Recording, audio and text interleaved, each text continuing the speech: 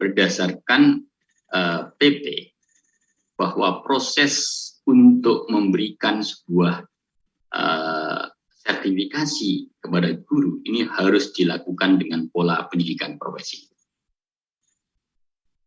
Dari tahun 2018 awal mulanya bagaimana pendidikan profesi guru itu dilaksanakan. Idealnya adalah dalam 1 tahun atau 2 semester dilakukan. Apakah Bapak Ibu di dalam melaksanakan PPG ini juga 2 semester? Sama 2 semester. 1 semester 24 SKS diambilkan dari RPL, ya, rekognisi pengalaman pelaku. Jadi 24 SKS itu diambilkan dari pengalaman Bapak Ibu ketika ngajar di sekolah atau pengalaman pembelajaran di sekolah. Kemudian 12 SKS bahwa proses pembelajaran dilakukan di LPTK, sehingga sesuai dengan standar undang-undang pendidikan bahwa pendidikan profesi itu harus menempuh dengan jumlah 36 SKS. Jadi pola itu dibangun. 1 semester diambilkan dari RPL, Bapak Ibu yang nanti akan disampaikan lebih detail di sela-sela kita PPL, termasuk diantaranya adalah kita akan membahas bertemu dan sebagainya. Itu 24 SKS diakui 1 semester, seakan-akan Bapak ini memang betul-betul sudah melaksanakan, dan itu diambilkan dari pengalaman Bapak Ibu selama Bapak Ibu menjadi seorang guru. Kemudian 12 SKS itu dilakukan di saat Bapak Ibu sedang PPG saat sekarang ini, mulai dari pendalaman materi, kemudian loka karya, kemudian peer teaching, uji kompre, PPL. Inilah tahapan yang jumlah totalnya ada 12 SKS. Ini yang harus dilakukan. Nah, banyak problematika yang terjadi di dalam program sertifikasi dari masa ke masa. Ya, problematika ini muncul secara nasional, tidak kita sendiri. Hal yang menjadi penting yang harus kita lakukan adalah pada sebuah titik poin, bagaimana program pendidikan profesi guru itu bisa membentuk sebuah kapasitas guru yang memiliki kemampuan dengan kultur pembelajaran yang bermakna. Dan yang titik akhirnya adalah bisa membahagiakan dengan cara meningkatkan sebuah kesejahteraan itu. Ini titik akhirnya adalah seperti itu. Nah, selain bahwa program pendidikan profesi guru ini memiliki peran penting dalam rangka untuk meningkatkan sebuah kualitas mutu pembelajaran, juga bisa meningkatkan sebuah kualitas kesejahteraan bagi seorang guru. Harapannya adalah seperti itu. Maka tidak sekedar sebagaimana yang disampaikan oleh beberapa orang bahwa proses pendidikan profesi guru ini tidak memilih apa-apa dari sisi kualitas. Saya punya keyakinan besar bahwa dengan proses pendidikan profesi guru yang dilakukan dari tahapan ke tahapan itu, ini akan membawa dampak yang luar biasa. Paling tidak kita sudah bisa on dan off kamera, share screen, dan stop. Paling tidak kita tahu edit video.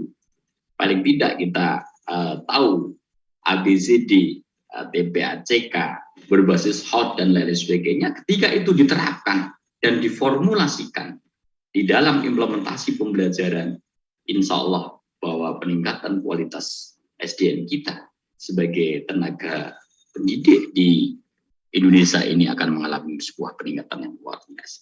Ini sebuah kata kunci penting yang sebenarnya menjadi sebuah cita-cita kita, menjadi cita-cita bersama di dalam meningkatkan itu. Nah, Bapak Ibu, ketika kita melihat sebuah fakta empirik, ya, fakta empirik bahwa program sertifikasi model lama ini ada beberapa hal yang harus kita desain menjadi sebuah tantangan besar. Tantangan program pendidikan profesi guru dari tahun ke tahun, ya, dari masa ke masa. dikatakan bahwa program sertifikasi kompetensi guru berhasil meningkatkan sebuah kesejahteraan. Ini kata orang-orang yang melakukan survei, tetapi belum mampu meningkatkan sebuah mutu dan hasil pembelajaran. Ini menjadi sebuah tantangan besar. Apa benar pertanyaan ini muncul yang kita katakan ini? Kemudian program pelatihan guru untuk sertifikasi tidak berpengaruh pada peningkatan kompetensi profesional maupun pedagogi. Maka disinilah akhirnya terjadi sebuah evaluasi. Kita mencoba untuk mendesain sebuah model program pendidikan profesi guru. Apa tujuannya? Agar program pendidikan profesi guru ini memang betul-betul harus bisa menjamin sebuah peningkatan mutu dan bahkan meningkatkan sebuah performa kinerja guru yang profesional. Ini yang paling penting. Dan ini sebuah tuntutan yang luar biasa karena kalau kita melihat dari hasil survei yang dilakukan oleh Bappenas, ini juga memberikan sebuah tantangan tersendiri bagi pelaksanaan pendidikan. Ini adalah program-program yang dilakukan secara lama. Beralihnya program PLTG dan lain sebagainya itu dikarenakan adanya sebuah evaluasi yang luar biasa dari masukan-masukan yang luar biasa. Disinilah yang sebenarnya akhirnya memunculkan apa yang disebut dengan istilah model baru pendidikan profesi. Dimulai dari inovasi bagaimana kita melakukan rekrutmen, ya, melakukan sebuah inovasi rekrutmen dan kompetensi baik dari mahasiswa yang diawali dari seleksi akademik, kemudian dinyatakan lulus, kemudian kita di LPTK juga ada sebuah gerakan yang luar biasa mulai dari rekrutmen, fasilitator, kemudian dosen, guru pamong yang sudah barang tentu disesuaikan dengan sebuah kebutuhan yang luar biasa. Model baru inilah juga di awal bahwa kita tidak serta-merta yang penting dia sebagai seorang guru kemudian kita terima, tidak, tapi prosesnya panjang. Sudah dinyatakan lulus akreditasi saja, ketika di LPTK ternyata masih tidak memenuhi sebuah standar yang diinginkan, kita juga berhak untuk menang.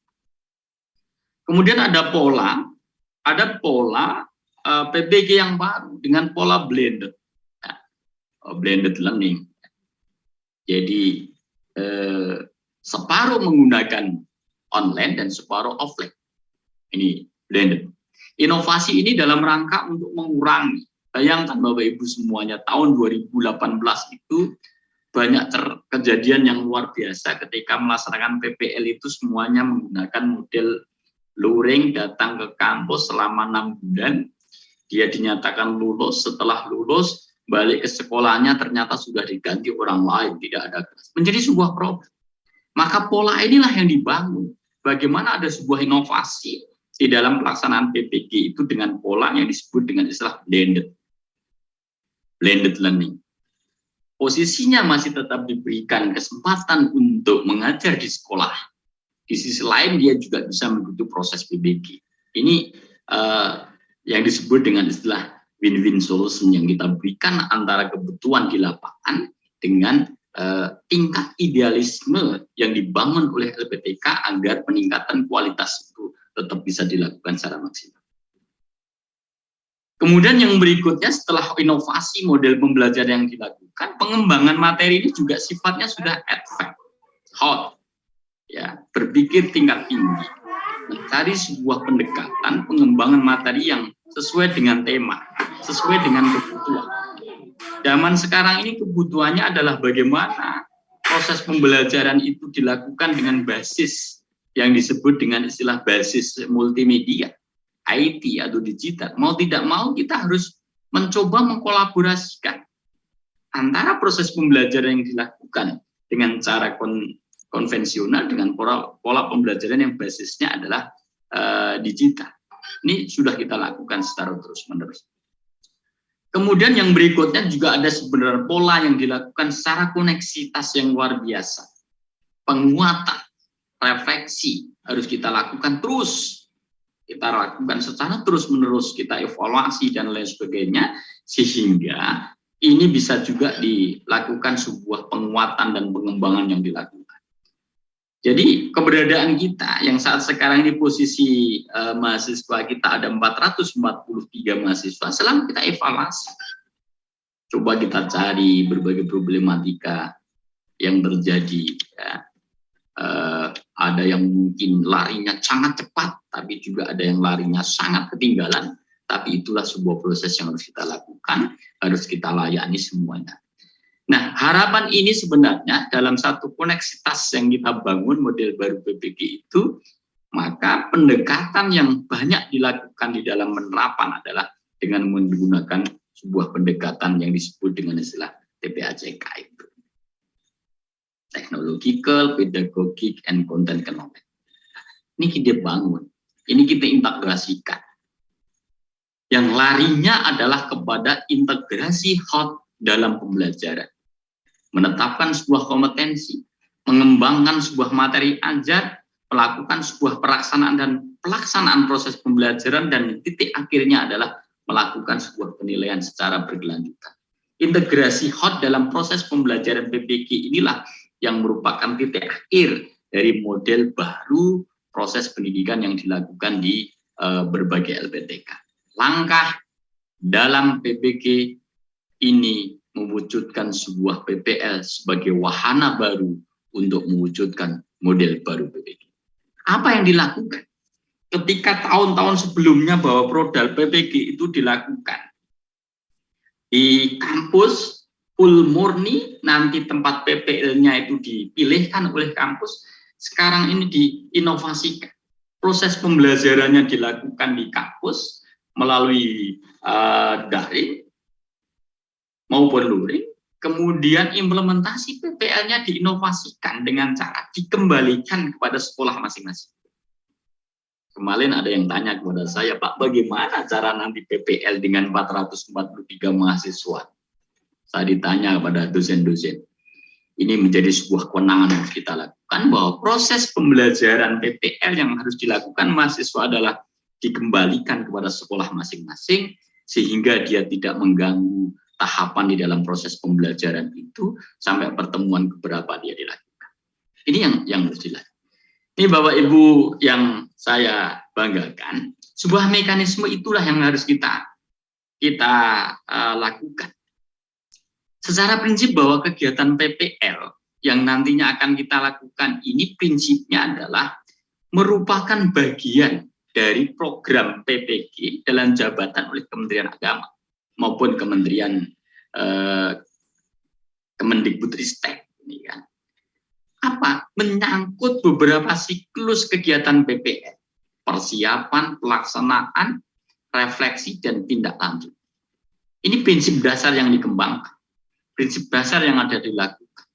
Nah, prinsip dasar PPL ini dilakukan sebenarnya adalah daring bagi kita dan luring bagi mahasiswa. Karena apa? PPL ini menjadi sebuah wahana inovasi. Di mana tempatnya? Tempat PPL dilakukan di sekolah atau madrasah masing-masing.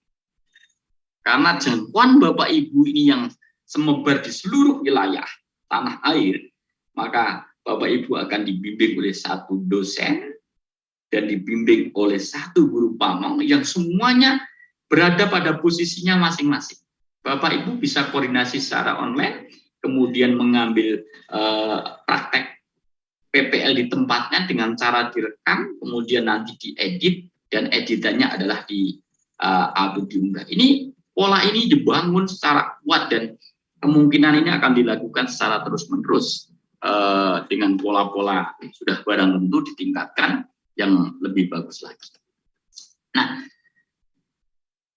secara prinsip bahwa praktek pengalaman lapangan itu merupakan salah satu mata kuliah dalam program PPG yang memiliki sebuah isi kegiatan praktek mengajar maupun praktek non mengajar, termasuk di dalamnya adalah melakukan tindakan kelas yang digunakan sebagai sarana untuk melakukan perbaikan-perbaikan yang ada di sekolah apabila ada persoalan-persoalan yang terjadi.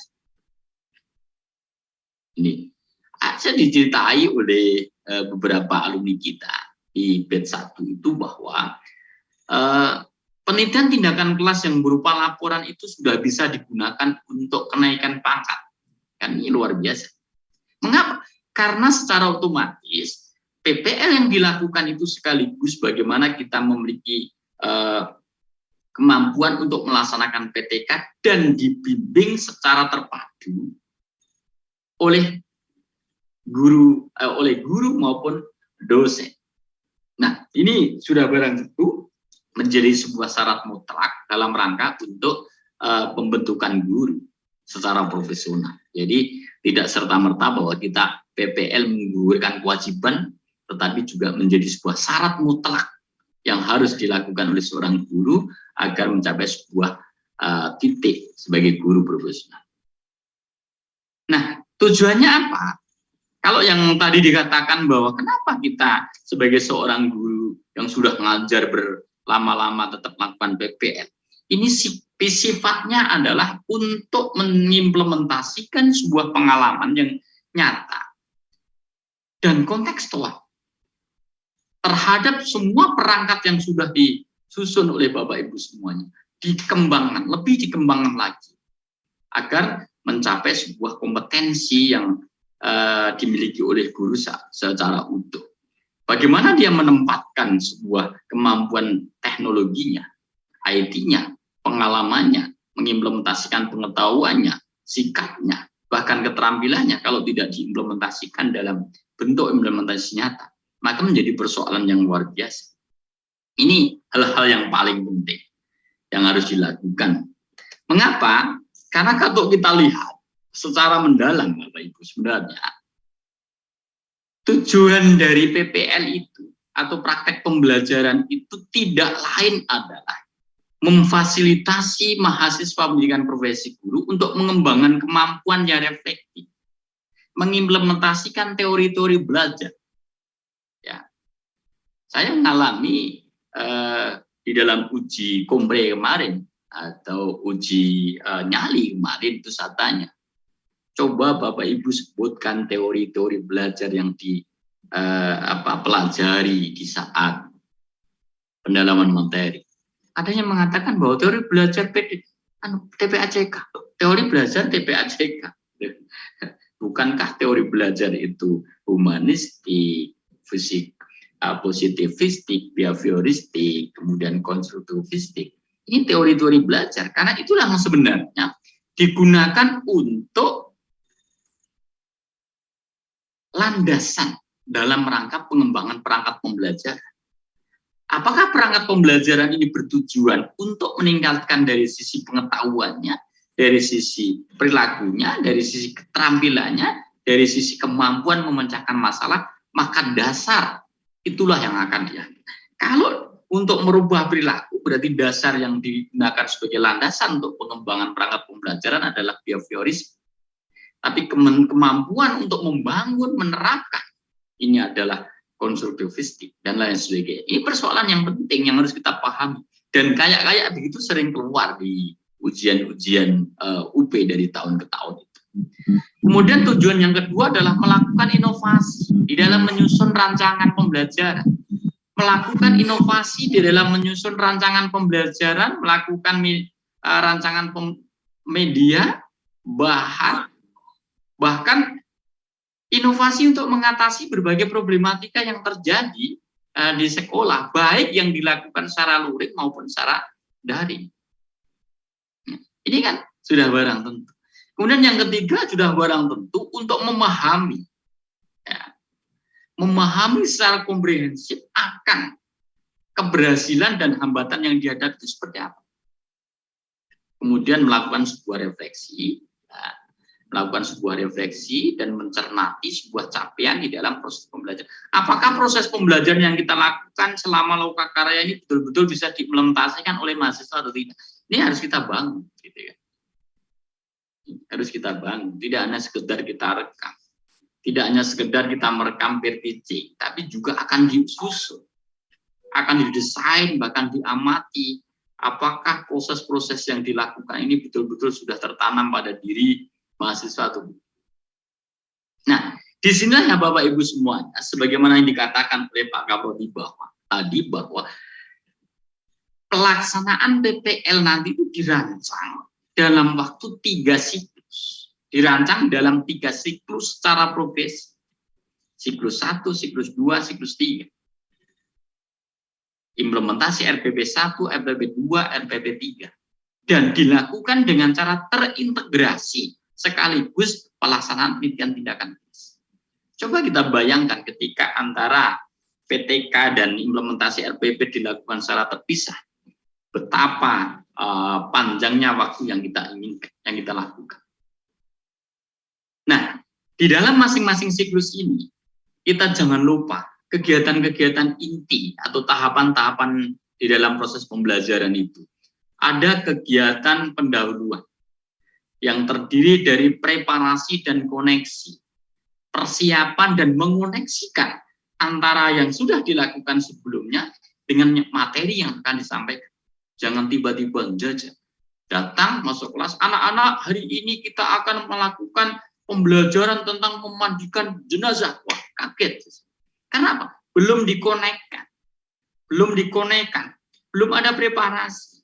Dalam istilah yang sederhana dikenal dengan istilah apersepsi. Coba kita cerita dulu yang ringan-ringan, kemudian dikoneksikan, dihubungkan, ketika sudah menghubung baru masuk pada kegiatan inti.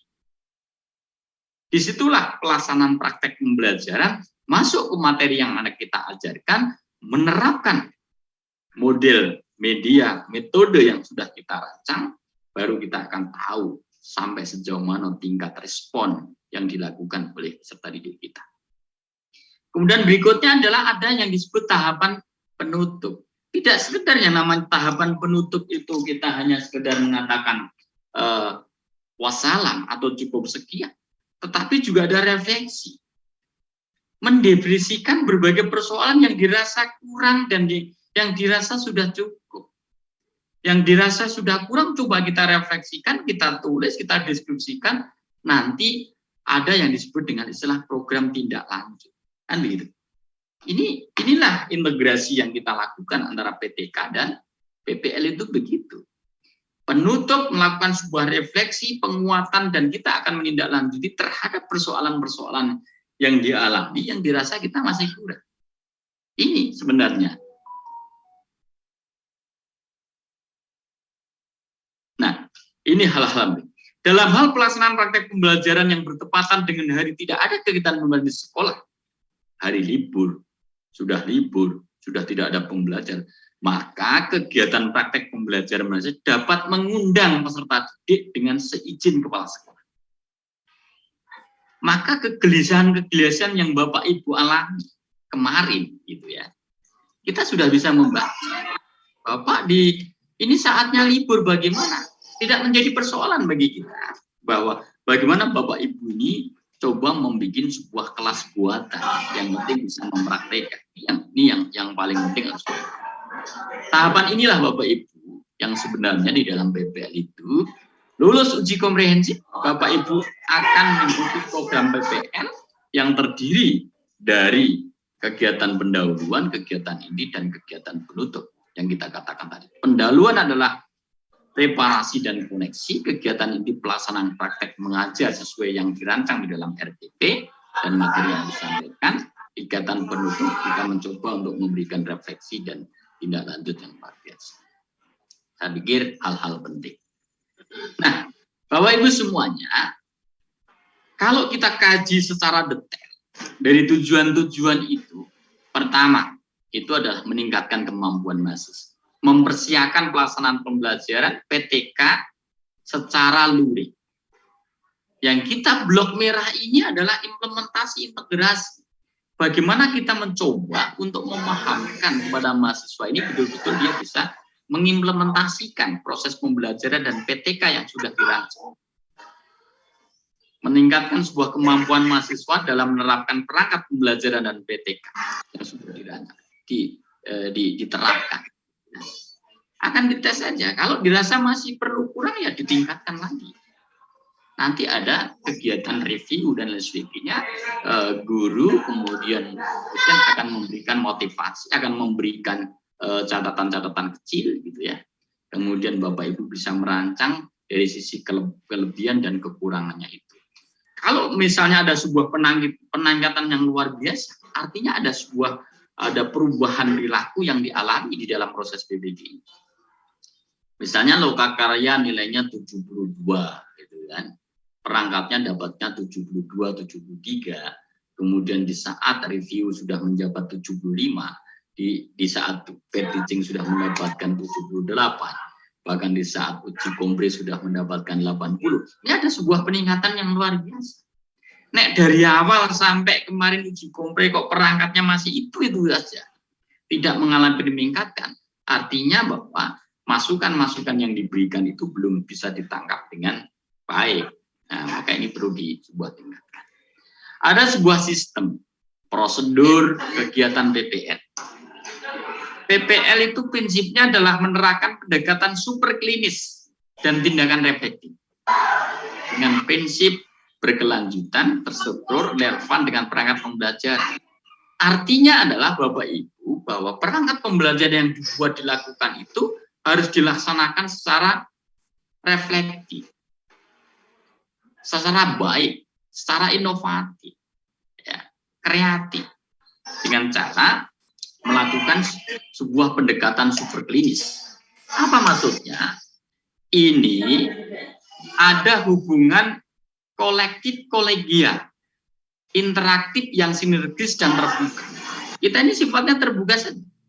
Dengan teman juga bisa memberikan masukan, guru juga bisa memasukkan, dosen juga bisa memberikan masukan. Kita diskusikan secara terbuka berdasarkan sebuah instrumen sudah barang tentu yang harus kita jadikan sebuah pegangan utama di dalam menangkap sebuah perubahan-perubahan atau integrasi di berbagai macam aturan yang harus kita implementasikan. Itu prinsip dari super klinis. Demokratis, kita bisa menerima masukan, kritikan, saran dengan enjoy saja. Sudah, kalau ini memang menjadi sebuah kebutuhan kita, ya kita lakukan. Berbasis kebutuhan dan aspirasi mahasiswa, tidak serta-merta bahwa masukan yang diberikan oleh dosen dan guru pamong itu menjadi soal yang harus kita lakukan. Tapi prinsipnya sama-sama harus memiliki sebuah dasar. Apa dasarnya? Ya, kalau pembuatan rancangan pembelajaran ya bermain gitu kan, sesuai dengan kebutuhan yang nyata, sesuai dengan instrumen. Sehingga prinsip yang paling akhir super klinis itu adalah mengutamakan sebuah prakarsa dan tanggung jawab mahasiswa. Apakah mahasiswa ini memiliki sebuah prakarsa? Yang kita alami di berbagai tempat itu, kita mengajari, kita memberikan tahu, berdiskusi secara demokratis tentang persoalan perangkat pembelajaran ini masih membutuhkan sebuah energi yang luar biasa.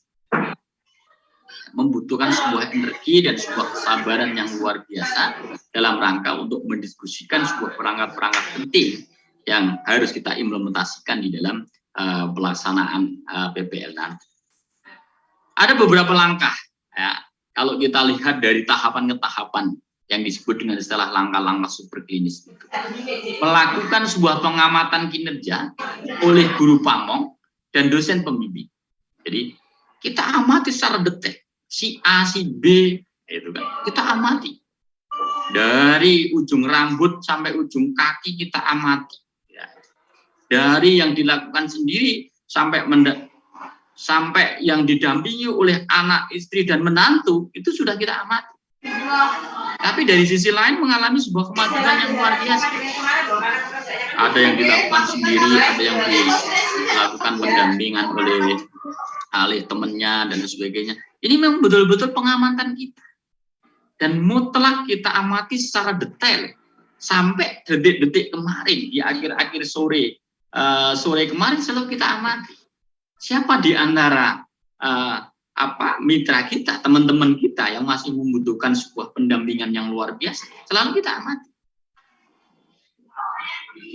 Ini dalam rangka untuk mencapai ke sana. Guru pamong dan dosen pembimbing ini memiliki sebuah peran penting dalam rangka untuk mendampingi semua peserta ini. Kemudian yang berikutnya adalah mahasiswa menilai kinerjanya sendiri. Apakah yang kita lakukan ini sudah ada kemajuan atau belum? Gitu. Dari tahun ke tahun itu biasa, seni PPG itu selalu kita dapatkan. Kalau dia mau nge-zoom itu panggil anaknya itu, "Nang, sini Nang, tolong bantu Bapak. Ini Bapak dipanggil oleh Pak dosen. Ini piye caranya on kan kamera." Teriak-teriak, enggak tahu kalau itu sudah on, enggak tahu. Saking gugupnya. Tapi ya enggak masalah. Ini menjadi sebuah seni kerja bagi kita. Kemudian diskusi dengan guru pamong dan dosen pembimbing itu yang harus dilakukan secara terus-menerus, tidak berhenti.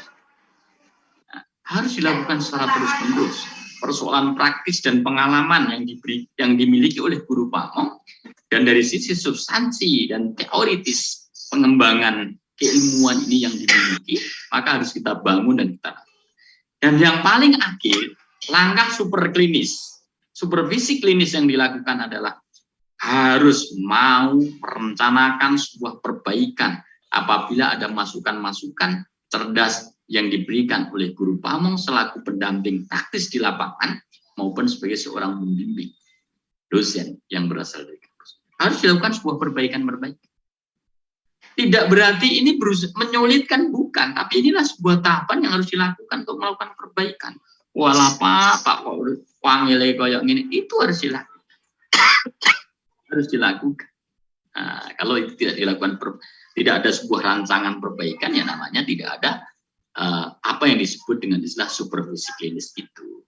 Ini harus dilakukan. Sekarang kita coba melihat berbagai kegiatan PPL. Kegiatan PPL prinsipnya adalah kita harus menyiapkan berbagai hal yang dalam bahasa sederhananya kita kenal dengan istilah RPP dan perangkat pendukungnya.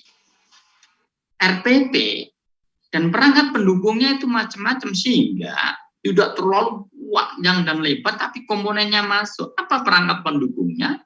Ada media, ada bahan ajar, ada LKPD, ada instrumen penilaian, dan lain sebagainya. Itu perangkat pendukungnya sebagai lampiran. Ya. Tidak materi pelajaran kita masukkan di dalam RPP, tidak. Cukup tulis tema. Temanya misalnya tata cara penyelenggaraan jenazah dalam kurung terlampir. Pengembangan itulah, pengembangan materi yang kita buat di saat lokakarya, itulah nanti akan kita lampirkan bahwa tahu, oh materi yang diajarkan adalah ini. Maka materi ini harus betul-betul kita kembangkan. Dan kita juga harus melakukan sebuah eksplorasi terhadap sumber belajar. Tidak hanya lagi bahwa sumber belajar itu dari buku saja. Kita sudah disarankan untuk mengeksplorasi sumber-sumber belajar itu dari hasil-hasil penelitian atau dari internet. Ini yang paling penting. Jadi hal-hal ini harus kita lakukan. Apa prinsipnya? Bahwa secara prinsip bahwa kegiatan pelaksanaan pengalaman lapangan itu adalah mengimplementasikan hasil dari produk lokakarya ke dalam praktek pembelajaran secara nyata di lapangan. Dan dilakukan secara terjadwal, terbimbing, dan dilakukan oleh secara mandiri. Dilakukan secara terjadwal, ya, kegiatan belajar secara terjadwal, terbimbing, dan mandiri.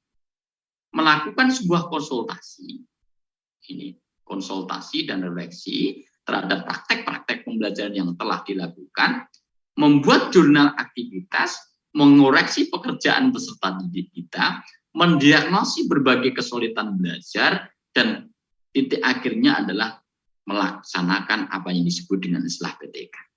Bahkan kita juga harus mengikuti kegiatan-kegiatan manajemen sekolah, rapat-rapat dan lain sebagainya, walaupun posisi kita sebagai seorang guru di situ, bahwa praktek pengalaman lapangan yang Bapak Ibu ikuti ini, prinsipnya Bapak Ibu berstatus sebagai mahasiswa pendidikan profesi guru. Maka simbol-simbol yang terkait dengan logo-logo UIN ini harus dicantum karena status Bapak Ibu semuanya adalah sebagai mahasiswa DBG yang sedang praktek di sekolah. Termasuk diantaranya adalah menggunakan SIM, menggunakan ID. Tidak hanya itu, bahwa Bapak Ibu nanti juga diminta untuk membuat laporan hasil PTK. Siklus 1, siklus 2, siklus 3 itu harus dibuat dalam bentuk laporan PTK. Di sisi lain Bapak Ibu harus merekam implementasi pembelajaran yang 2 kali 35 menit, 2 kali 40 menit, 45 menit, 2 kali 2 jam, 2 JPL itu kemudian diedit yang merupakan pengejauhan yang merupakan cerminan dari pelaksanaan pembelajaran yang Bapak Ibu lakukan. Diedit kemudian juga membuat laporan penelitian yang dari bab 1, bab 2, bab 3 itu. Dan bahkan nanti dipresentasikan di tahap-tahap akhir ketika Bapak Ibu semuanya selesai semuanya di dalam proses. Ini hal yang paling penting. Nah, bagaimana polanya? Ada 2 pilihan penting mestinya Bapak Ibu semuanya, bahwa pola implementasi PPL dan PTK itu bisa terpisah dan bisa terintegrasi. Banyak LPTK yang memilih terpisah, mengimplementasikan RPP dan PTK secara terpisah. Konsekuensinya ini membutuhkan waktu, membutuhkan banyak tenaga dan pikiran, karena kalau dilakukan secara terpisah maka implementasi RPP yang dilakukan untuk pelaksanaan PPL dengan implementasi RPP yang dilakukan PTK juga akan terpisah juga. Konsekuensinya bahwa RPP yang dibuat ini akan lebih banyak dibandingkan ketika dilakukan secara terintegrasi. LPTK UIN Salatiga memilih pola kedua, dilakukan secara terintegrasi.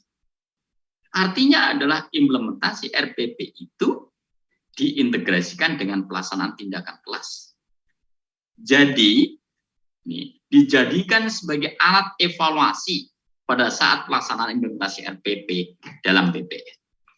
Jadi, setelah Bapak Ibu semuanya mengimplementasikan RPP, kemudian melaksanakan proses pembelajaran itu, instrumennya itu digunakan sebagai alat evaluasi. Apakah proses pembelajaran yang dilakukan di dalam implementasi 1 itu sudah sesuai dengan tujuan pembelajaran yang dirancang atau belum? Apakah komponen ABCD itu memang betul-betul sudah dicapai? Kompetensinya sudah dikuasai atau belum oleh peserta didik kita? Ini nanti akan dievaluasi dalam sini. Integrasi ini yang dilakukan oleh Bapak Ibu semuanya secara detail. Nah, ini saya pikir hal-hal yang tidak kita sampaikan, nanti lebih banyak bagaimana kita berdiskusi secara detail bahwa proses-proses itu harus dilakukan dengan baik. Durasi waktunya ini begini, 3 SKS itu implementasi di lapangan, kemudian 1 SKS-nya akan digunakan untuk melakukan review, baik pada PPL 1 maupun PPL 2. Jadi penghitungan kita sudah kita hitung secara detail bahwa pada sekolah yang melaksanakan pembelajaran tatap muka, maka apabila guru setiap hari kerja berangkat ke sekolah dalam melakukan tugas sesuai dengan jam kerja yang berlaku di sekolah, maka sudah dipandang memenuhi beban belajar PPL yang harus dipenuhi untuk sekolah. Nah, ini hal-hal yang luar biasa. Jadi memang prinsip ini sudah kita hitung secara cermat bahwa Bapak Ibu tidak hanya sekedar PPL saja, tapi juga harus melaksanakan kegiatan-kegiatan manajemen sekolah. Format integrasi RPP inilah yang kita harapkan kepada Bapak Ibu semuanya. Mencoba mengintegrasikan yang disesuaikan dengan aturan main di dalam instrumen penilaian RPP di UKI pada tahun 2021. Sudah kita lihat. Maka RPP yang Bapak Ibu akan diimplementasikan itu adalah RPP yang menggambarkan aktivitas guru secara utuh di dalam pembelajaran. Menggambarkan secara utuh. Ya, kemarin saya diprotes salah satu mahasiswa kita yang kebetulan sudah lulus, Pak, mbok kita diajari menggunakan RPP 1 lembar. Bisa kita ajari SPP 1 lembar, tapi di dalam format instrumen penilaian nggak masuk. Karena di dalam instrumen penilaian di UKIN itu masih menggunakan RPP yang terintegrasi itu, yang menggambarkan seluruh aktivitas guru itu secara utuh. Apa kata kuncinya? Ya, akhirnya kita mengajari RPP yang digunakan sesuai dengan instrumen penilaian UKIN dari Panitia Nasional. Instrumen UKIN penilaian tahun 2021 itu, kecuali mungkin di instrumen penilaiannya itu berubah, ya akan kita ajarkan berubah. Diskusi yang kita lakukan dari tahun ke tahun itu ternyata tidak mau berubah. Nah, ini komponen RPP yang kita katakan sebagai gabungan itu, ya, gabungan-gabungan itu ya. Ada komponen-komponen terdiri dari identitas sekolah, yang sudah barang dibutuhkan, tema, TIK, kelas, materi pokok, alokasi waktu, kemudian kompetensi inti, tujuan kompetensi dasar dan indikator penyampaian kompetensi, ada tujuan pembelajaran, materi pembelajaran, metode pembelajaran, ada media, ada sumber, ada langkah-langkah pembelajaran, penilaian hasil. Ini sebenarnya adalah RPP yang kita berikan. Artinya apa? Kita menggabungkan antara Permendikbud tahun 2016 dengan Permendikbud tahun 2000. Kita gabungkan menjadi sebuah RPP, dan itu yang disampaikan, itu yang diinginkan, gitu kan. Nah, kalau misalnya kita lihat secara dasarnya, Bapak Ibu semuanya, kayak begini ini, ya, identitas sekolah, gitu ya, kompetensi inti, kita akan melihat Permendikbud nomor 21 tahun 2016, kompetensi dasar, kita akan melihat Permendikbud juga, gitu kan. Kemudian materi, memuat hal-hal penting ya, kemudian kegiatan pembelajaran, kemudian penilaian pembelajaran, remedial dan pengayaan. Ini selalu kita lakukan. Media, alat, bahan ajar dan sumber. Komponen-komponen inilah yang sebenarnya yang ada di dalam instrumen penilaian UKIN itu di sini. Maka selalu kita sampaikan kepada Bapak Ibu, tolong diperhatikan betul komponen-komponen di dalam pembelajaran, komponen-komponen dalam penilaian di RPP itu. Karena ini yang akan dinilai. Kecuali komponen-komponennya itu dipotong, singkat, maka akan kita singkat. Ini hal-hal penting. Bapak Ibu, ada beberapa langkah penting yang dilakukan. Mohon diperhatikan betul, ini adalah sebuah implementasi yang harus dilakukan. Hari pertama, Bapak Ibu. Hari pertama itu kalau dalam jadwal besok. Ya. Kalau dalam jadwal itu adalah besok, Bapak Ibu diminta untuk membaca kontrak, ya, selama fase PPL, koordinasi dengan kepala sekolah, gitu ya. Kemudian pengarahan dari guru pamong, dosen pembimbing tentang kepastian RPP yang akan diimplementasikan, cek kelengkapan perangkat, pengarahan dari guru pamong dan dosen pembimbing tentang kepastian PTK yang akan dilaksanakan. Ini Bapak Ibu harus dipastikan besok antara jam 00 sampai jam 24.00 ini Bapak Ibu harus sudah ketemu dosen pembimbing dan guru pamong untuk memastikan berbagai persoalan yang akan kita implementasikan di dalam PPL nanti. Mulai dari perangkat pembelajaran, mulai dari koordinasi dengan kepala sekolah. Namanya koordinasi walaupun sekolahnya sendiri, Bapak Ibu juga harus melihat, izin menyampaikan, Bu, kami hari Senin itu akan mengimplementasikan atau pengambilan video macam-macam. Minta LCD, minta disiapkan ini, itu, dan sebagainya. Ya, dirapikan kelasnya. Ini harus betul-betul sudah dilakukan. Misalnya praktek mau perekaman, kebetulan di kelasnya itu banyak meja-meja yang tercecer, ya harus dikondisikan. Dipas. Kalau muridnya 20, ya ambil 20. Mana yang perlu, mana yang tidak. Jangan sampai ketika Bapak Ibu maju mundur itu mengganggu perekaman itu. Jangan sampai mengganggu. Ini yang sering terjadi. Kadang-kadang gurunya ketutup gitu kan. Kadang-kadang yang merekam itu adalah sambil lari-lari. Kalau memungkinkan Bapak Ibu harus menggunakan kamera 2, HP 2. Gitu. Maka harus bersama temannya. Kemudian hari kedua, Bapak Ibu. Hari kedua dan hari keempat, mulai dari jam 00 sampai jam 24 itu mengimplementasikan RPP lengkap dan PTK-nya. Pola praktek pembelajaran terintegrasi dengan PTK. Ini prinsip. Ini prinsip yang paling penting. Jangan lupa di hari kedua sampai hari keempat Bapak Ibu, ini adalah mengimplementasikan RPP dan PTK yang dilakukan secara terintegrasi.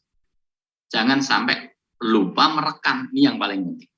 Jadi rekaman itu kita pentingkan Bapak Ibu. Jadi kita pentingkan, kemudian nanti setelah direkam secara utuh, Bapak Ibu edit, ya, edit ini yang kita katakan.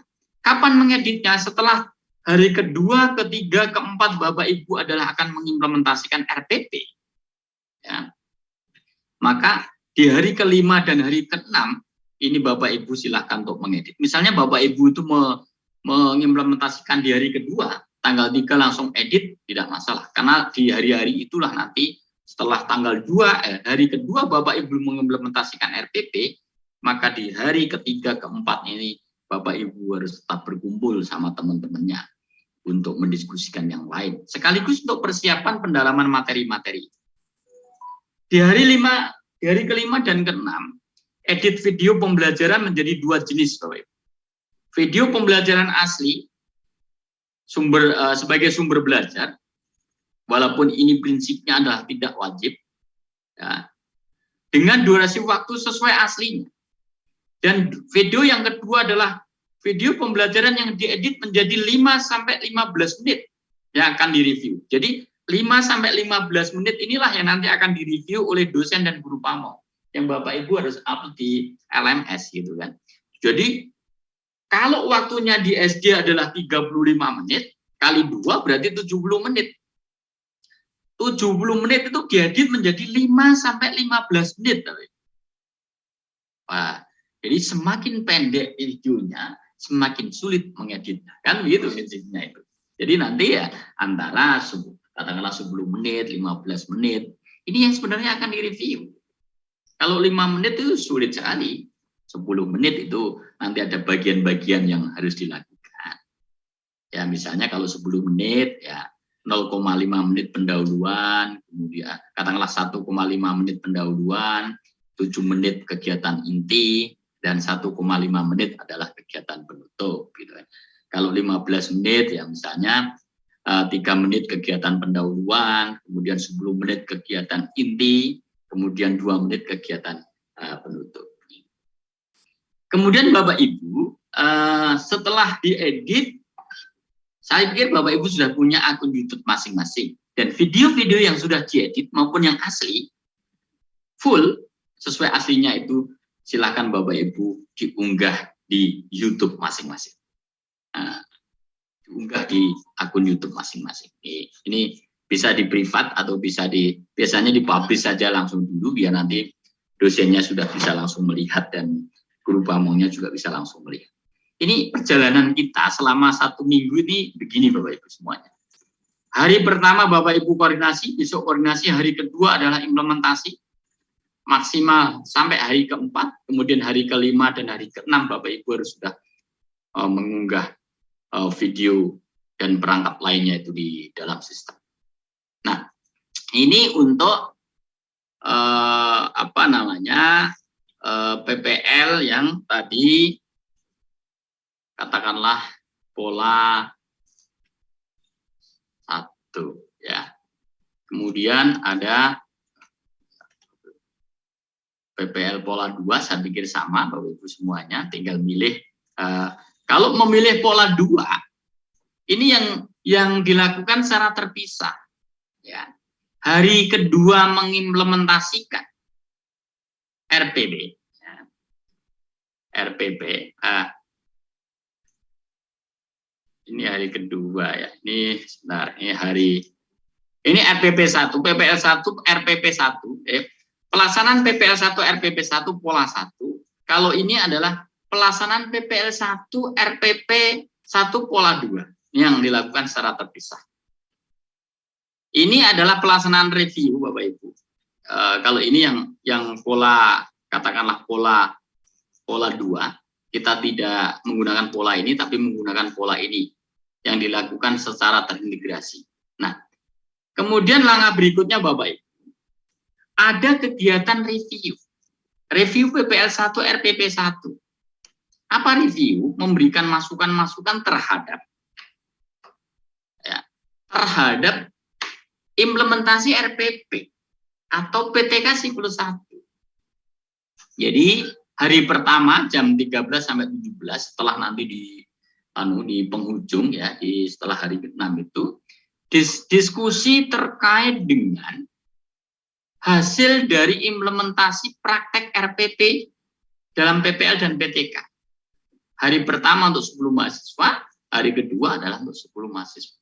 Ini di dalam implementasi siklus 1. Karena mahasiswanya ada 20 yang kita lakukan. Ada beberapa komponen review yang dilakukan. Paling tidak adalah kegiatan pendahuluan yang mengikuti apersepsi, pengurusian suasana pembelajaran. Kegiatan inti adalah penyampaian materi menggunakan metode interaksi, bahasa lisan, bahasa tubuh, evaluasi, penutup, simpulan, dan tindak lanjut. Maka Bapak Ibu, ketika akan mengedit video itu tolong diperhatikan ini dengan betul. Pendahuluan, apersepsi, dan pengurusian kelas. Kegiatan inti penyampaian materi, penggunaan metode, model, bahasa, penutup, simpulan, dan tindak lanjut. Nah, tahapan pembelajaran ini tolong diperhatikan betul. Jangan sampai yang penting justru malah dibuang, yang tidak penting dimasukkan. Nah, ini hal-hal yang harus dilakukan oleh Bapak Ibu semuanya.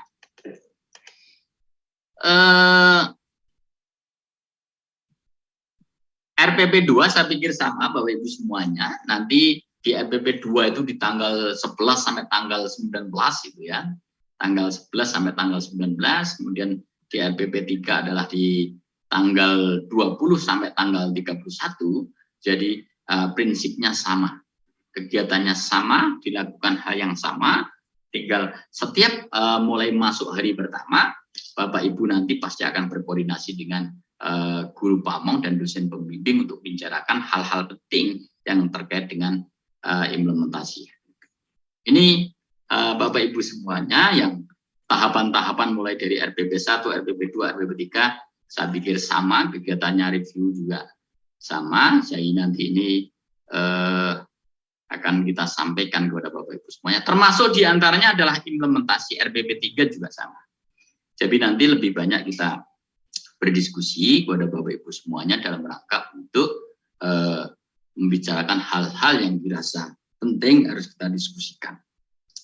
Hanya saja Bapak Ibu, di saat RPP 3, implementasi RPP 3 dan PTK, ini ada kegiatan review yang dilakukan dalam kurun waktu yang panjang, 4 hari.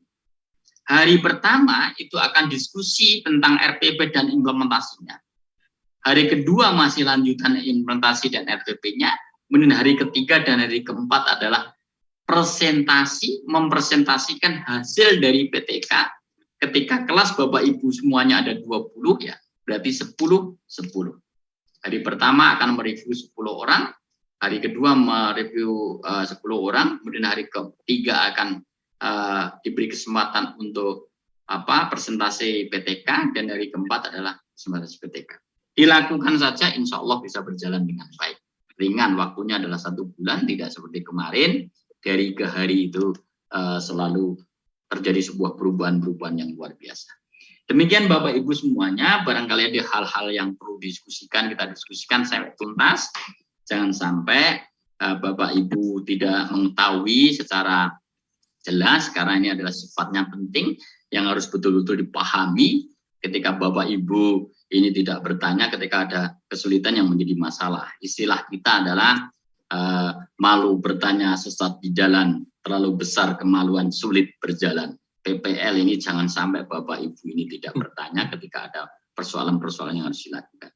Kami kembalikan kepada Pak Imam. Terima kasih, kurang lebihnya mohon maaf. Saya kira wassalamualaikum warahmatullahi wabarakatuh.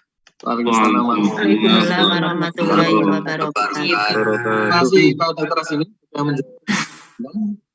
Barangkali ada yang mau ditanyakan, saya persilakan kepada yang pertama Pak Muhammad Ridho, silakan. Assalamualaikum warahmatullahi wabarakatuh. Waalaikumsalam. Oke, terima kasih atas waktunya Pak Dr. Rasimin juga Pak Dr. Imasuki. Yang saya tanyakan terkait dengan tadi yang disampaikan oleh Pak Rasimin, apabila kita saat ini PPL karena kondisi anak-anak saat ini juga mereka sudah selesai PAS sehingga anak-anak itu tidak aktif di sekolah. Yang jadi pertanyaan saya itu yang harus kita hadirkan itu berapa Pak? Jadi apakah juga harus satu kelas misalnya, karena kalau di sekolah kami itu kan kita kelasnya siswanya kan dengan siswa besar itu jumlahnya kan 36 satu kelas. Jadi kalau mereka sedang libur itu berapa siswa yang kemudian harus kita hadirkan. Terus ketika kita PPL itu yang kita praktekkan itu kita berapa kali praktek Pak? Kita berapa kali praktek mengajar, apakah hanya 1 kali, 2 kali, atau berapa, karena waktunya kan di situ kan panjang. Terus apakah, karena kalau di SMK itu kan waktunya 3 jam pelajaran. Kita yang nanti di record itu apa hanya cukup 1 JP, 2 JP, atau 3 JP? Seperti itu aja Pak, terima kasih. Assalamualaikum warahmatullahi wabarakatuh. Oke, terima kasih Pak Muhammad Ridho. Silakan Pak Ras langsung ditanggapi aja biar dengar. Yang pertama dalam posisi bahwa sekarang ini sudah ada tidak ada proses pembelajaran. Sejak awal tadi sudah kita katakan kepada Bapak Ibu semuanya. Bagaimana menyikapi kondisi seperti itu? Bapak Ibu harus berkoordinasi dengan kepala sekolah, dengan seizin kepala sekolah, hadirkan satu kelas untuk pengambilan perekaman video pembelajaran Bapak Ibu dalam rangka implementasi RPP, ya, implementasi RPP itu. Nah, berapa rekamannya? Lakukan rekaman itu sesuai dengan yang Bapak Ibu buat. Ketika Bapak Ibu menjadwalkan 2 jam pelajaran, maka 2 jam pelajaran. Kalau di SMK katakanlah itu 2 kali 45 menit ya. Ya, 2 kali 40 menit, 2 kali 45 menit. Kalau di SMP 2 kali 40 menit ya 2 kali 40 menit. Kalau di SD itu adalah 2 kali 35 menit ya 2 kali 30 menit. Artinya 2 jam JPL itu dilakukan secara penuh.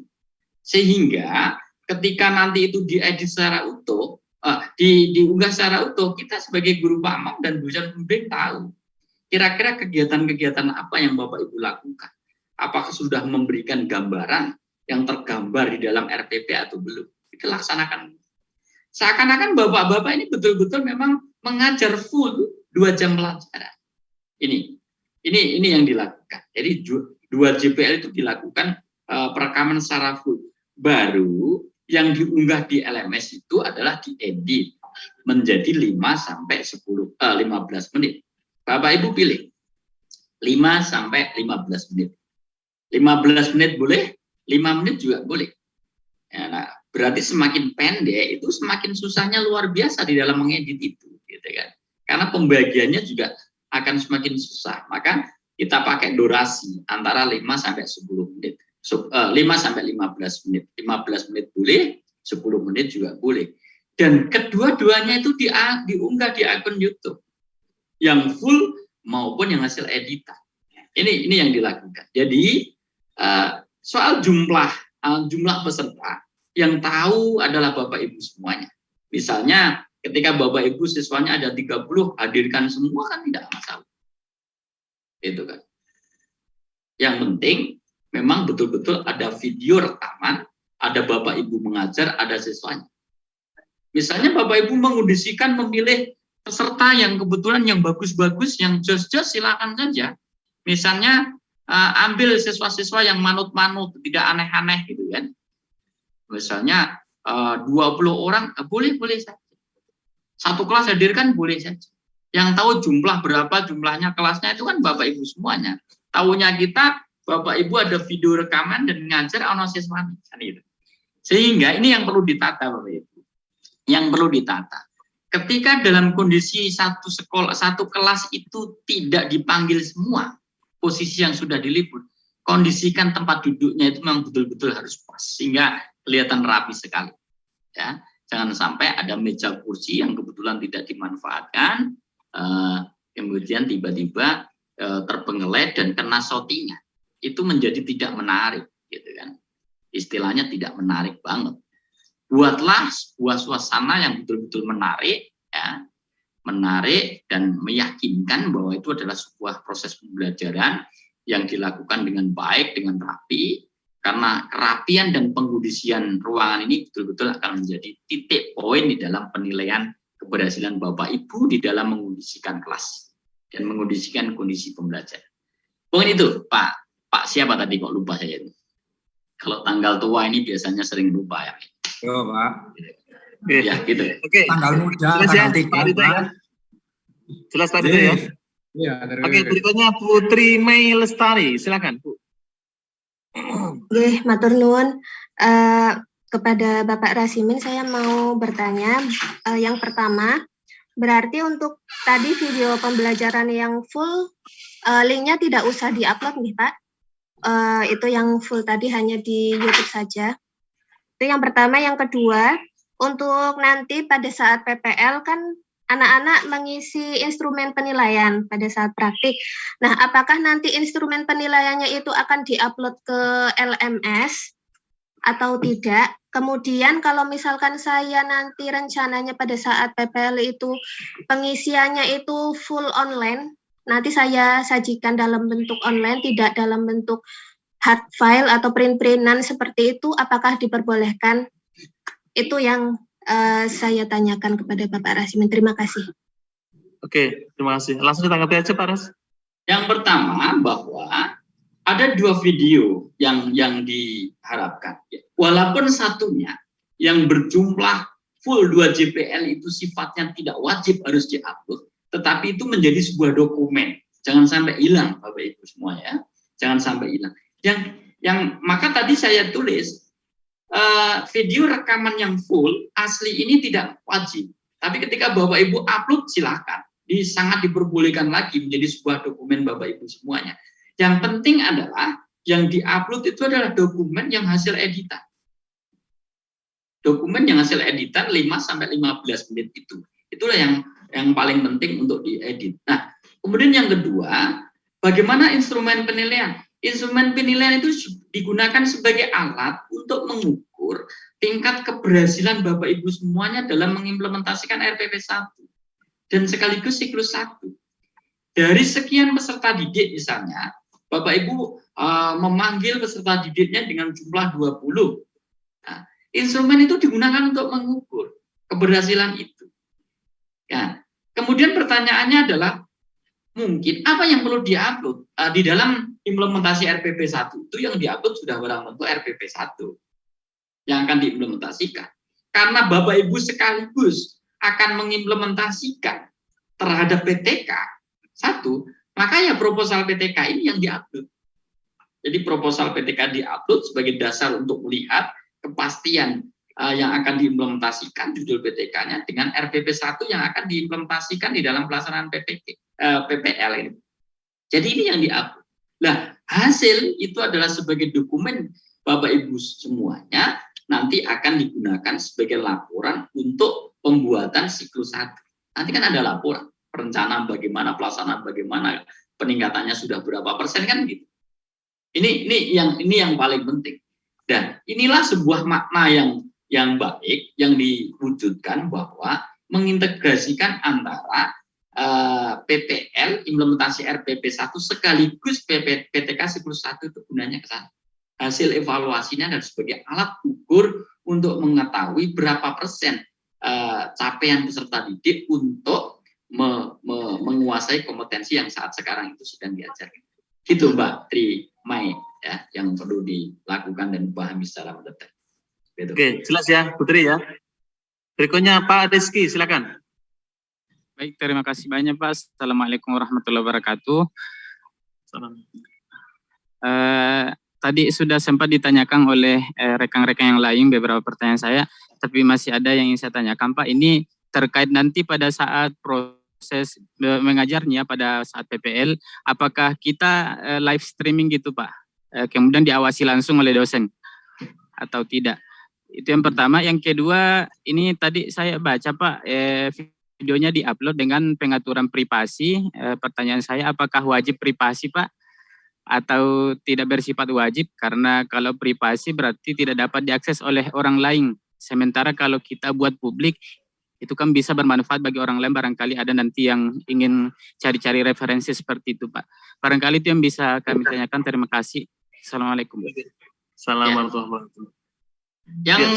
Yang kedua lah, saya jawab dari yang kedua Bapak Ibu semuanya, bahwa idealnya itu sebelum dilakukan penilaian itu diberi privasi. Tetapi kadang-kadang ini merepotkan kita sebagai pengelola. Kita sarankan untuk langsung dipublish saja. Langsung dipublish sehingga nanti ketika sudah dilihat di link YouTube, itu dosen dan guru pamunya sudah bisa langsung melihat. Ini yang paling penting. Kemudian pertanyaan yang pertama tadi apa, Mas Imam? Yang pertanyaan pertama atau tidak dipantau dengan live atau enggak? Oh iya. Lah, kira-kira Pak Rizky ini minta dipantau langsung live streaming atau tidak? Iya, harapannya tidak, Pak. Nah, saya sekarang manut Pak Rizky saja. Kalau misalnya Pak Rizky ini minta tidak dipantau oleh dosen dan guru pamong, ya saya sarankan untuk tidak dipantau. Dan itu tidak mungkin dipantau memang kan. Bapak Ibu akan praktek, kemudian di sekolahannya live streaming, nggak akan mungkin. Nah, maka kebebasan berekspresi Bapak Ibu ini nanti akan diukur ketika tidak dipantau. Uang kemarin ujian dipantau aja suaranya pada hilang. Kalau ditanya keluarnya batuk-batuk, Pak, mohon maaf tidak lancar Pak. Apa Pak, tolong diulangi lagi. Nah, ini kalau pas PPL dipantau live streaming akan menjadi problem kan ini kan. Setuju, Saya Pak. sarankan untuk tidak dipantau saja sesuai dengan hati nurani masing-masing kan gitu. Kita tahu. Nah, Pak Rizky ini guru apa? Guru fikih, Ustaz. Guru fikih. Kalau saya lebih suka kepada guru kelas itu kan, karena dia tahu pelajaran biologi ya, tahu fungsi hati. Fungsi hati itu tidak untuk dikhianati katanya begitu kan. Sehingga saya tidak akan mengkhianati Bapak Ibu semuanya. Nanti pasti saat pengambilan rekaman dan implementasi, insya Allah tidak dipantau secara live streaming. Bebas berkreasi. Pak. Ini padahal sudah ini nanti kalau ditunggu bagaimana gitu kan. Insya Allah tidak ditunggu, aman, ya, aman terkendali. Makasih Pak. Oke, berikutnya Pak Mulyadi, kami persilakan. Makasih Pak. Semoga lancar. Mulyadi silakan. Penting itu Bapak Ibu praktek mengajar, direkam 2 jam pelajaran, hasilnya diedit. Tampilkan yang terbaik ya. Pokoknya wajahnya dicerah-cerahkan.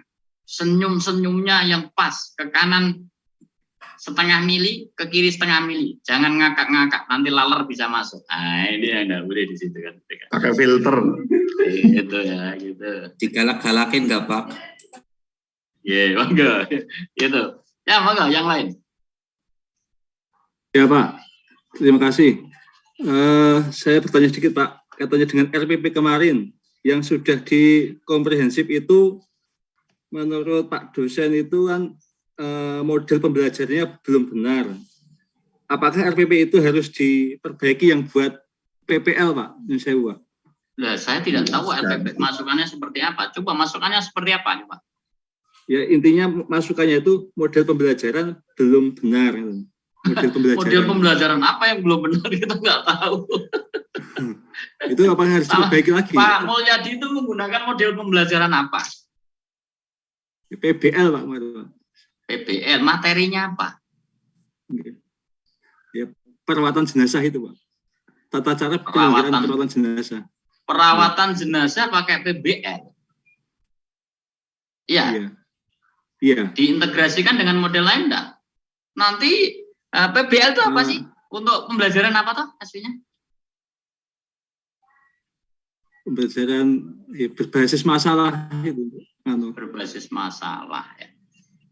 Mungkin inilah Bapak Ibu harus menyinkronkan antara materi dengan model atau metode pembelajaran kan gitu. Contoh misalnya, ketika Bapak Ibu mau mengajar tentang keterampilan baca tulis Al-Quran, ini kan sudah barang tentu menggunakan PBL tidak cocok, mungkin tidak pas ya, kurang sinkron gitu ya. Ya pasnya kalau keterampilan baca tulis Al-Quran yang menggunakan model pembelajaran metode drill kan, dilancar terus. Atau mungkin akan memberikan arahan bahwa perawatan jenazah itu Bapak Ibu harus disarankan menggunakan metode demonstrasi, juga seperti itu. Nah, kecuali Bapak Ibu ini bisa meyakinkan kepada penguji kemarin bahwa akan mengintegrasikan model PBL yang sudah dirancang itu dengan metode-metode lain, itu mungkin beda. Nah, karena itu teori sudah mapan. Nah, sekali lagi kita sarankan bahwa model metode pendekatan pembelajaran yang Bapak Ibu gunakan itu betul-betul harus disinkronkan dengan materi yang akan diajarkan. Ini yang paling penting. Nah, bisa juga itu karena jawaban Bapak Ibu tidak bisa meyakinkan, sehingga model pembelajaran itu benar. Yang tidak benar itu kurang sinkron antara materi dengan model yang akan diterapkan. Gitu. Wah, itu sudah sesuai dengan uji teori, berkali-kali kok teori itu Kak, gitu kan. Modelnya benar, hanya mungkin kurang sinkron dengan materi yang akan diajarkan. Kecuali di dalam metode pendekatan dan model pembelajaran yang Bapak Ibu buat, yang Bapak Ibu tulis di RPP itu macam-macam. Pendekatannya saintifik. Metodenya ada drill, demonstrasi, ceramah interaktif, problem based, drill, demonstrasi, information set, gitu kan. Kemudian modelnya adalah problem based learning, cooperative learning. Dan di situ nantinya Bapak Ibu tidak hanya terpacu kepada satu model atau metode saja. Karena ada metode-metode lain yang Bapak Ibu implementasikan di situ. Contoh misalnya, ketika Bapak Ibu rancang akan menggunakan PPT, ya, media PPT yang akan kita gunakan di dalam proses pembelajaran, ketika ternyata posisi pas ngajar, jadwalnya itu listrik mati, Pak Mulyadi kan nggak bisa menggunakan itu, karena membutuhkan listrik. Nah, listriknya mati, sebagai seorang guru harus cepat beralih menggunakan metode lain. Misalnya problem based learning, diskusi. Nah, itu. Ini namanya adalah kemampuan bagaimana kita mengintegrasikan beberapa model itu biar pas. Ini yang paling penting. Kecuali saya bisa melihat, misalnya Pak Mulyadi RPP-nya seperti apa sih? Tiba-tiba mungkin yang dicantumkan situ hanya satu model saja. Nah, mungkin ini yang dikatakan tidak pas. Maka pilihlah beberapa model di dalam RPP itu sehingga bisa diintegrasikan ketika Bapak Ibu dalam posisi yang tidak memungkinkan ada kendala teknis, Bapak Ibu bisa menggunakan satu atau model lain yang sudah disiapkan. Itu Pak Mulyadi. Itu ya. Nanti saya akan lihat Pak Mulyadi, saya bisa lihat nanti RPP-nya Pak Mulyadi di kelas ketiga. Saya akan lihat jelas ya Pak Mulyadi ya. Jelas ya. Berikutnya Bu Dewi, silakan Bu Dewi. Iya Pak, terima kasih. Saya hanya ingin bertanya tentang ini Pak, seragam yang dipakai untuk PPL, apakah sama dengan peer teaching? Bukan peer teaching, uji kompre kemarin Pak, ataukah batik atau bagaimana Pak? Kalau masalah seragam itu Pak Imam ahlinya biasanya. Pakai seragam nanti setelah ini kita sampaikan seragamnya ya. Oh ya Pak, terima kasih Pak. Oke. Karena saya tidak ahli dalam cukup ya kayaknya ya. Sudah tidak ada pertanyaan lagi ya. Ya Pak, tidak ada. Terima kasih.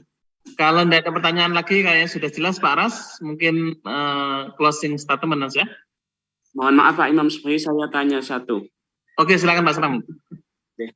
Terkait dengan RPP yang terintegrasi sekaligus nanti untuk penyusunan PTK, itu kan tadi disebutkan ada 3 siklus, Pak J.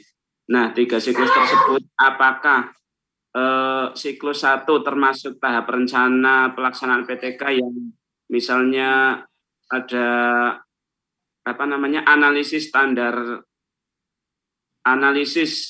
standar kompetensi dan sejenisnya, itu termasuk prasiklus masuk siklus 1 atau bagaimana? Mohon penjelasannya Pak. Terima kasih. Saya nggak bisa menangkap pertanyaannya. Maksudnya gimana? Pertanyaannya yang jelas ya Pak Selamat ya, biar jawabannya juga jelas. Saya nggak bisa menangkap pertanyaannya. Itu kan RPP-nya integrasi yang dengan penyusunan PT kan Pak J. Oke. Terus pertanyaannya apa? Pertanyaannya itu nanti yang prasiklus itu apakah termasuk tahapan siklus atau bagaimana Pak? Itu namanya Japra yang bukan masuk tahapan siklus. Pak Selamat. Gimana maksudnya? Aku nggak bisa nangkap. Ya, jadi gini Pak Selamat, istilah prasiklus itu adalah gini, siswa diminta untuk, mungkin siswa diminta di tes gitu ya, di prasiklus itu nilainya kayak apa atau penguasaan materinya kayak apa. Itu jika mau dikasih prasiklus. Tapi kalau mau masuk siklus 1 berarti harus menggunakan RPP 1, masuk siklus 2 berarti RPP 2, siklus 3 pakai RPP 3. Sehingga sudah disampaikan saat awal sekali bahwa Bapak Ibu semuanya RPP 1, 2 dan 3 itu adalah satu pokok bahasan yang diturunkan dari sub pokok bahasan begitu. Gitu Pak Slamet ya. Ya. Pak. Nuhun. Ternyata tanggapan saya yang tidak nyampe untuk menanggap sebuah pertanyaan dari Pak Slamet. Saya mohon maaf.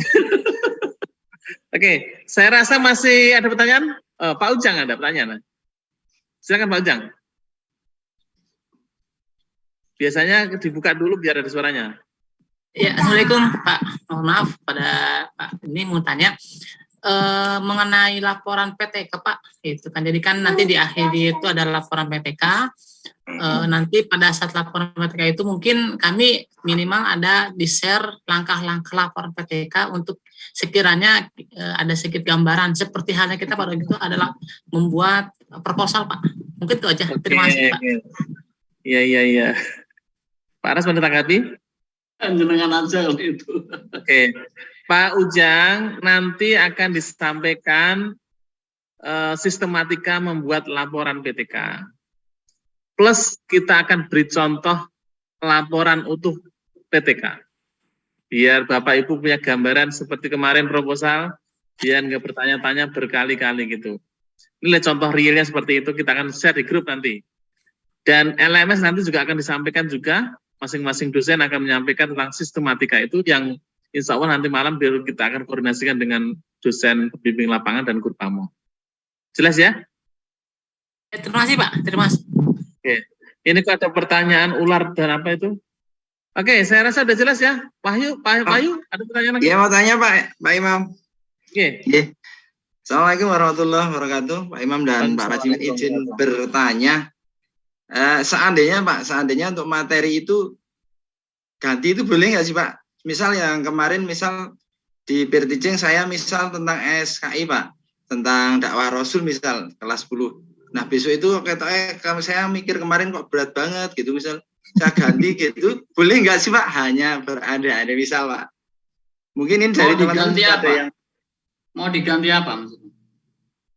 Oh misal saya ganti tentang iman pada malaikat misal Pak, boleh enggak Pak?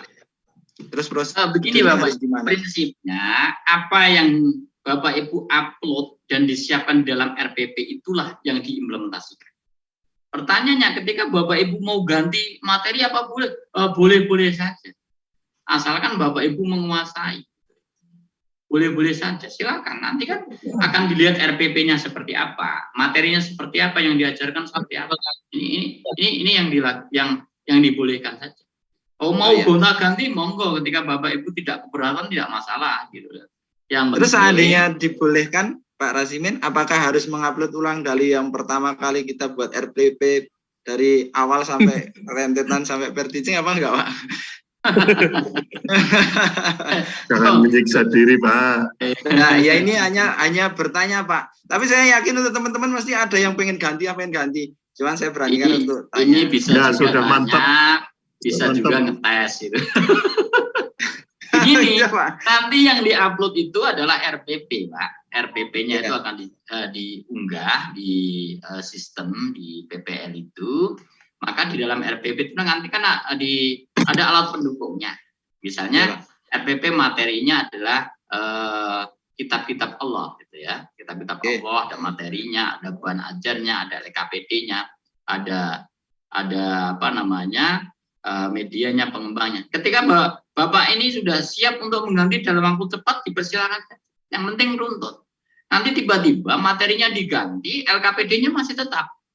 Kan menjadi problem kan itu kan. Silakan kalau misalnya dalam waktu 1 hari ini mau mengganti 3 RPP sangat boleh-boleh saja. Misalnya besok pelaksanaan pagi dengan mengganti boleh-boleh saja. Itu tergantung kepada kemampuan masing-masing gitu kan.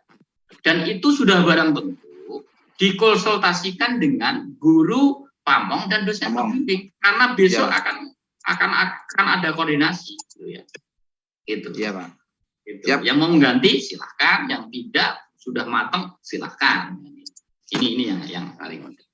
Oke, Pak Rasimin dan Pak Imam, terima kasih. Oke, saya rasa jelas ya, Pak Wahyu. Jadi RPP-nya yang sudah direview, sudah dibuat di Lokakarya, di perangkat itu, sudah diberi review, diberi masukan, sudah dipraktekkan, kok masih ada ragu itu ya nanti sampai kerja berkali-kali. Baiklah, masih ada pertanyaan lagi? Bu Maya ya, silakan Bu Maya. Kalau pertanyaan sama nggak usah ditanyakan lagi ya. Sama nggak? Oke, sama nggak pertanyaannya? Nggak ada suaranya. Oke. Ya. Suaranya, Silakan. Ya, ini masalah praktek pengajaran kan di Lokakarya pernah 1 kali ya ada RPP 1 sudah praktek. Nah, apakah di PPL harus dipraktekkan lagi apa gimana, Pak? Ini pertanyaannya ini sangat multitafsir. Tapi sudah disampaikan, jenengan tadi terlambat nggak masuknya? Enggak, dari tadi.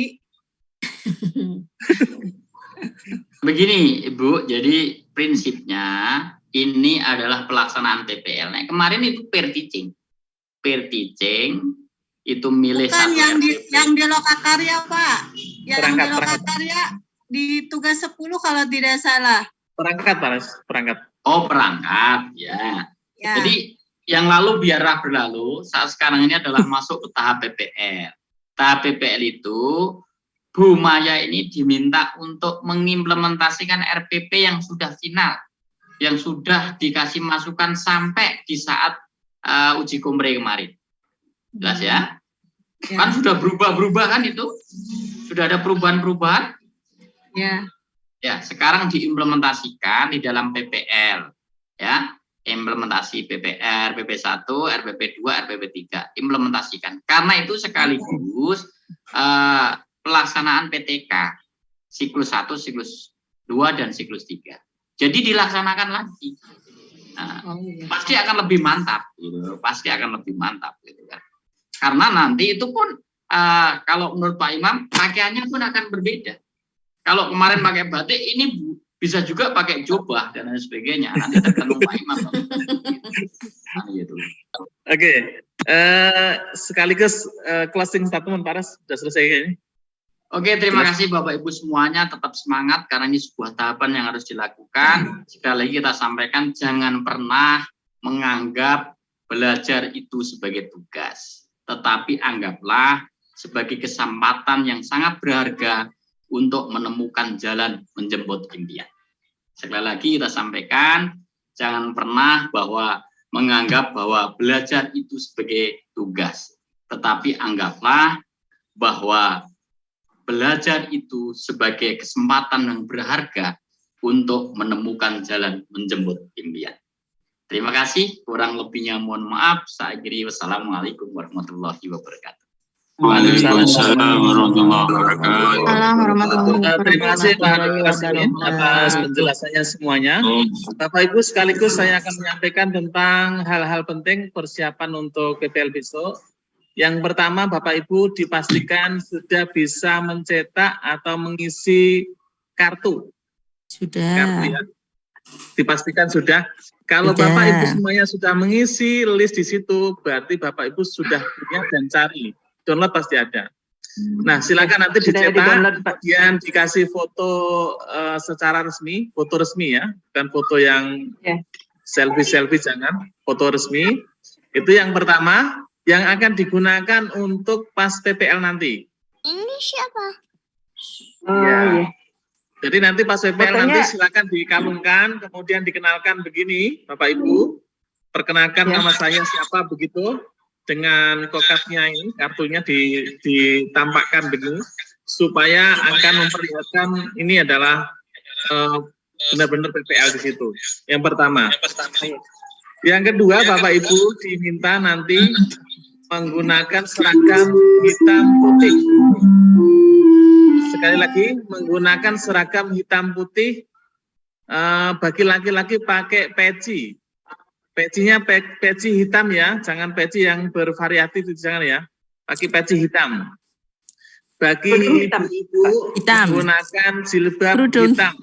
Alhamdulillah. Ya, atau kerudung hitam, baju putih, pakai rok yang ibu-ibu, jangan pakai celana ya. Pakai Pak celana, pakai celana dan rok. Ya, pakai baju putih, pakai hitam. Yang laki-laki silakan menggunakan peci dan baju penting jangan putih, rokan terus pakai celana hitam. Pakai dasi enggak, Pak?